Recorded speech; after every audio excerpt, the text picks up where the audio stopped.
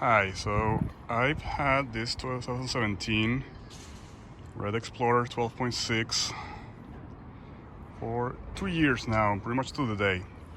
I've used it mostly in lakes, and actually in the last year out here in the lower mainland in BC, mostly light touring. I haven't done any overnighters yet, but the most I've done a couple of 30-kilometer day tours.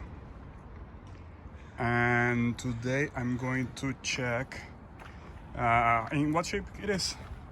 Okay, starting from the top, and it's pretty clean overall. Holds its pressure no problem. Just a little scuff mark, but totally superficial. The deck pad show some signs, of again superficial scratches. There's a little bit of a scuff here that's a bit bigger. So if you can see it there, the shadow. But again, it's minor stuff, okay? There's a little bit of an indentation here on the deck pad. Again, a little bit of scuff marks here as well. I mean, the hardware, considering that I didn't I couldn't wash or hose down my board after using it last year, even in salt water. There's a little bit of superficial rust here, but it's not internal, it's just on the rim of the mount. But the hardware itself is totally clean and no problems there. Same here. This is the original elastic that came with the board. This is the one that I got aftermarket, this elastic, because it doesn't come with this rear elastic, the stern elastic.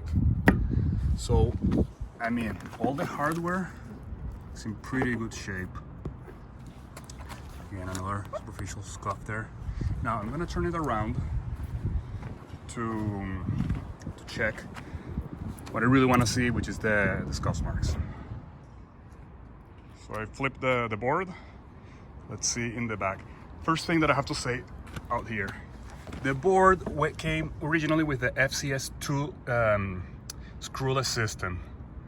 I wouldn't recommend it at all, because if you're doing any kind of touring, it's unavoidable that you may have to beach the board, or you may get in a sandy situation and the board will get trapped. What happens with the screwless system is that if there's any sort of knock here, the fin will just pop out. So I learned my lesson. I lost one fin, I bought the second one, and then I realized that Red Paddle actually started shipping their later models with this kind of screwed in system. Much more reliable. But lesson learned from my first time, so I tether my fin with a small fishing nylon with a clip that you see on the other side. But after that, I mean, this fin is a year and a half now and no problems. So let's do a tour of the rails and the back, because I want to see how my usage has affected the board. So I can see, again, totally superficial. I can see, you see that? So from the very end, this must have been a one-time incident where I scraped from the tip of the stern to roughly 1.5 feet, 6 centimeters. Okay, just very superficial as well. Well, otherwise it would have punctured, no? I guess here in this light, there we go. You can see it better. Okay, that's on the underside. On this side, I don't have it. That means that must have been a one-time incident. The side fins, perfect. Yeah, no problems there. And there's another angle. So let me flip the board so you can see better. There we go. There we go. So yeah. So this must have been a one-time incident. I never dropped the board on the pavement, so it must have been on the water where that happened, or on a beaching. Rest of the underside, I mean, here in the middle, no problems at all. I see no scuffing, just a tiny one here. But again, it's so minor. Just a little bit of, it's not a scuff, it's just a mark. Again, a few bits here and here, here and here.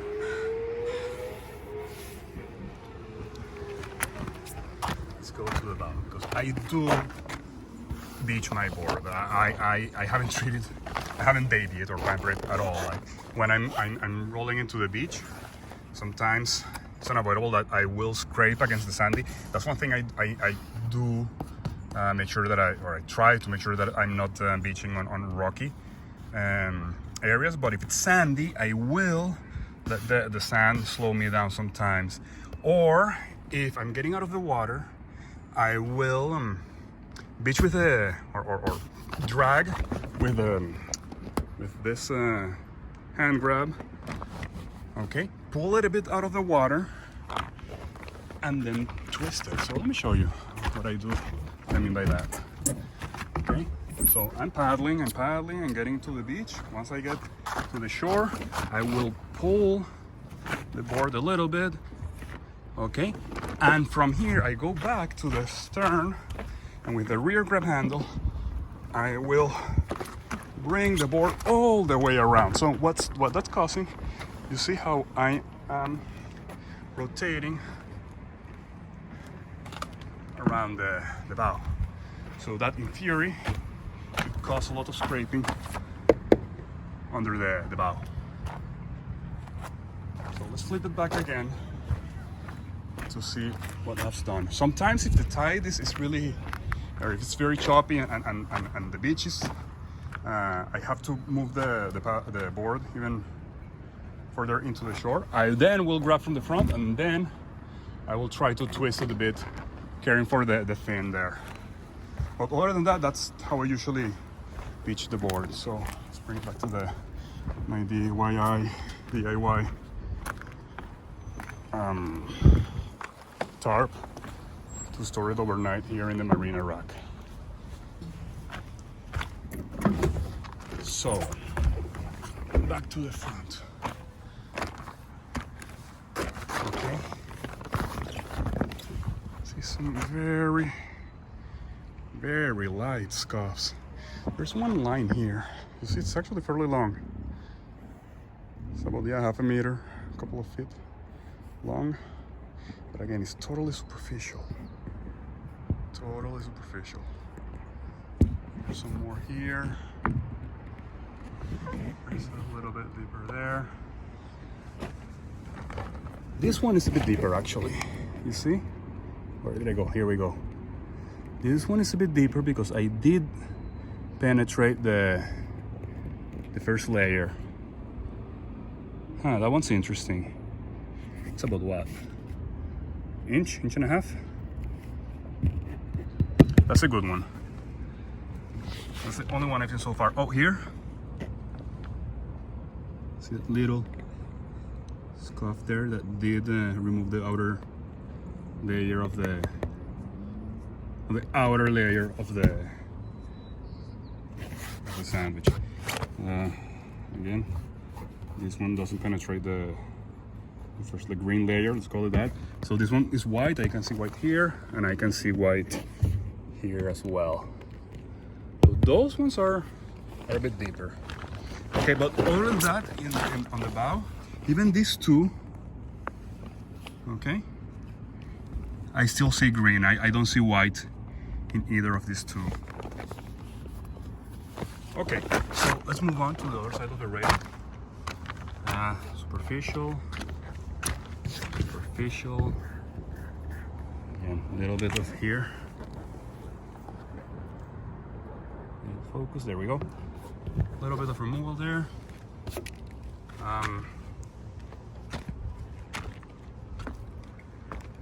Yeah, I think the biggest damage here, well, I do see white here, now looking at it. Yeah, there's white, sorry for that. Here, there's white, and there's white. So I may have some white here as well. Interesting that this happened in the stern and not in the bow. I would expect more damage in the bow than in the stern. So I may end up patching this a bit. Yeah, I'm gonna do that. So a patch here, a patch here. So here on the, what's that, the starboard side, and then here in the front, this guy here, this guy here. I think that was it because these are superficial. I know this one's here. So 1, 2, 4 patches, just to make sure that the board stays safe. Let's look at the rails now, because I do strike my paddle quite often, more than I like to admit, to be honest. So looking at the rail, some superficial scuffing, but really, honestly,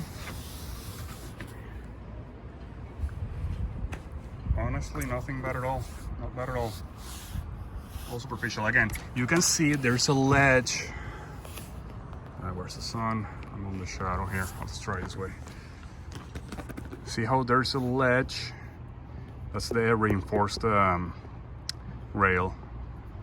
And it does its job because overwhelmingly, the overwhelming majority of the scuffs are that section. I mean, the seams, the glue, no hasn't come unglue at all. I'm not gonna push too hard on that, no, but you can see that the border is completely sealed there. Just a little scrape there. So this side looks good too. And this side there. Let's go to the other side.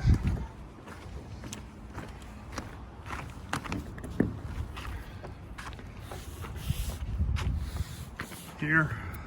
Okay, here's a tiny little bit of the lamination there. Well, I'm gonna call it the lamination because the glue is still there.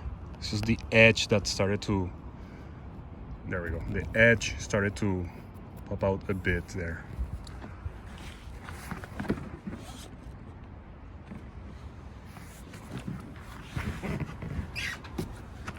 Okay, continuing inspecting the rail. Yeah, no, rail looks good. I mean, it's done its job. So this here, I think the unsung hero of this board has been this front fin, because it has taken the brunt of all the pivoting when I take the board out of the water by the stern hand grab. As I rotate it, I do see that this surface has actually been sanded a bit. So if any recommendation to all board manufacturers that for the touring boards is to have this, I don't know, yeah, I guess it does its job at helping the tracking against the wind, against the side wind, but as a sacrificial engineering material to save the board, it's done its job very well. So that's my detailed inspection of my 2017 Explorer 12.6. I would expect the same performance of pretty much any other red board in the last, maybe in the last 4 or 5 years, because they all come with the MSL construction. This one doesn't have the battens, so it is a bit bouncier. And sometimes I do notice that out in the open water, going upwind or going sidewind, it's a bit of a chore to keep the board tracking on the crosswind. But I mean, this thing is an SUV. You can load it up as much as you want. I paddled this quite a few times with another partner. So one in the front, one in the back. And we're using the play cheapo dingy plastic paddles. And like a champ, it goes even in open water, downwinding with 2 people.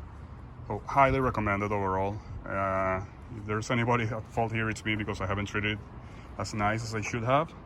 But really, great board, highly recommended. Well, hope this has helped shed some light on how the red paddle boards behave after a couple of years. I'll keep using it, and I'll come back to you if something, as it evolves and develops its state. Thank you. Bye.